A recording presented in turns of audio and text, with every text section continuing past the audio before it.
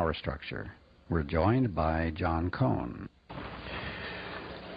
Ron, there's an old statement I've read and heard about people saying in Congress, the banks never lose.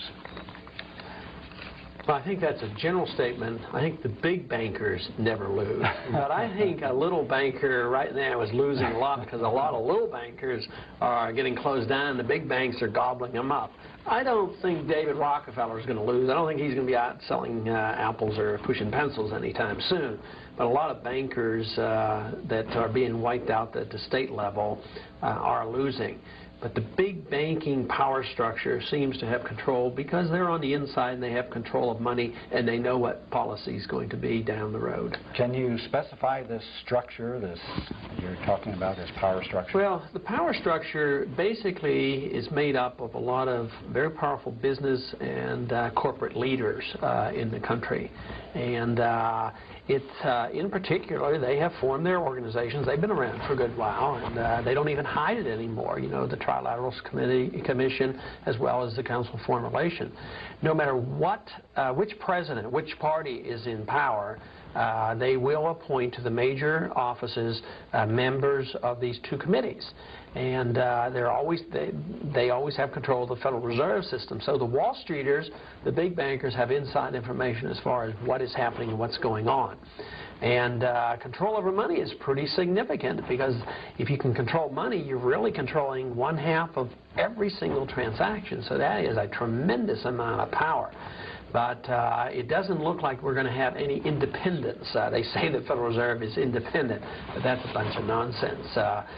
The protection that the founders gave us to try to keep us from this happening never authorized a central bank, and they were very strict in the writing of the Constitution to limit the power of Congress to only to the minting of gold coins, to allowing only gold and silver to be legal tender, and prohibiting the printing of paper money. All those things we have failed to follow. That's why we have a central bank with a paper money system and a lot of inflation, high interest rates, and a very, very shaky economy.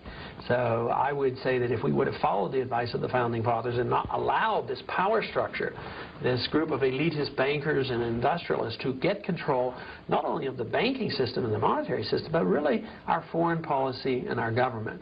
I wrote a little speech and gave a speech right before I left Congress, and I said I don't think the members of Congress really know how little effect they have in controlling things. Really, there's and that means that the Congress itself doesn't have much control. The people doesn't have much they don't have much to say about it either. The control of overall policy is really in the hands of a very small number of people who control all the administrations, all the appointments to cabinets, and certainly all the appointments to the Federal Reserve. So that shows we have a single-party political system in the United States. Just maybe split in two a little bit, but there's really no difference. It's a single party, and if you look at the obstacles put in our way as libertarians to get on ballots, it's an outrage because we have to spend more than 1/3 of our energies and our monies just to apply to get on state ballots, and this distracts us. Some states it's almost impossible to get on. They say, and I have not personally investigated every law around the world, but they say that we are one of the toughest countries in the world to get a new party system. And the American people have been conditioned that it's great to have two parties. We don't want to be like Italy where there's all these choices. We want to limit our choices. It's easier that way. And we don't want to be like the Soviet Union where there's only one party. Yeah, that's right. So they have two. But if policies never change, what's the difference? So we do have one party, and if policies never change, you know, if there would have been a difference, maybe under the Republicans we would have had closer to a balanced budget, but the deficits were worse with the Republicans. But foreign policy, the policy of intervention, subsidizing communism, and helping rich allies, that always continues, Republicans or Democrats. It was the same policy, Republican or Democrat, that supported wars like Korea and Vietnam, and the CIA operations and the FBI. All these operations are endorsed by the other two parties. But for that reason, what do? They get control of the funding as well. The other two parties get over $100 million handed to them. You know, not too long ago, we had the two conventions on national television, Republican and Democratic convention. And the American people didn't watch. They should have. They paid for it. They paid $9 million. We as citizens were forced to pay to run those conventions, $9 million apiece, and therefore they get all this exposure, making it, again, very difficult for an option, a third option, to be heard. It's very hard to get our message out. But the control is there, whether it's in the political control or the banking control or in government policy control in the administrations. I want to touch, if I may, just on your comment a moment ago about the parting speech that you left with your colleagues in Congress. You were there for 4 terms, and I think are aware of the general level of awareness of your colleagues in Congress at that time. Do they really not know that that all of this is going on, that the power structure is there, unseen, but really manipulating the strings? Most of them don't know. Most of them are suspicious that the problems are more serious than they would never, ever admit publicly, but they don't understand the policies. I've had a lot of members on the banking committee come up and ask me questions. How does the Federal Reserve System work? What are special drawing rights? What is the IMF? And they'll do that quietly because they haven't really studied it. So most of them are naive, but very much aware that there's some serious problems. But if you get somebody at the head of a committee that's been around for 30 years or so, I think that they know very much what's happening. They're very much attuned to what's happening, and I don't think they get that far. I don't think they get to head of a committee unless they've more or less been accepted, by the power structure. I did a study, or just a quick look, a few years ago after reading the Joint Economic Report of the Joint Economic Committee in Congress. And reading it, it looked like it came right out of the Trilateral Commission. It looked all the little buzzwords that the Trilateral Commission reports had, all the things that the Trilateral Commission wanted.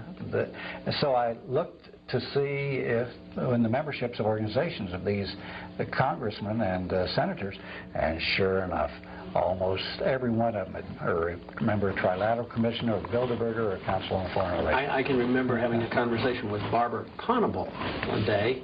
Yes, he's a biggie in the power. And he was complaining about, there's people always complaining about me belonging to the Trilateral Commission. He was complaining to me, and lo and behold, it was Barbara Conable, but as soon as he resigned from Congress, where did he end up? The head of the World Bank. Right. I left Congress. I studied the banking system. I understand something about the money. They haven't called me yet for one of those appointments. No. I've been waiting at the telephone, waiting for them to appoint me. Well, John, you've studied a lot on this banking industry structure, and it's not only interlocked here, but there are international interlocks, aren't there? Yes, there are, and the ties with the foreign banking interest. The people that settled this country left, of course, Europe, came over here and settled down, and almost immediately the powers that be in the European continent and the money circles were reaching out those tentacles to gain control of the new country here. And that struggle has continued. We see it, and who shall control our currency? They struggled back between Jefferson. As a matter of fact, I have a quote from Jefferson that I think is very pertinent to our discussion here. If the American people ever allow the banks to control the issuance of their currency, first by inflation and then by deflation, the banks and corporations that will grow up around them will deprive the people of all property until their children will wake up homeless on the continent their fathers occupied. So he warned us that far ago, and here we are, and what he said is coming true. Yes, and his side certainly won the fight back then. They got the right position in the Constitution. They had the debate over the money issue. The hard money people won. The Federalists lost. The Hamiltonians lost. But then subsequently it's been downhill, and certainly in this century. It never happens at one time. It isn't all or nothing. They keep chipping away, yes. Even though we got our central bank in 1913, it wasn't a total destruction of the system. It literally took from 1913 to 1971 to open up the floodgates, but it was in 71 that the last linkage to gold occurred. Of course, in the 60s there was still some linkage to silver. But since 71, all you have to do is look at the economic record of spending and deficits and all the economic problems and interest rates and all the price increases. I mean, it's just been totally out of control.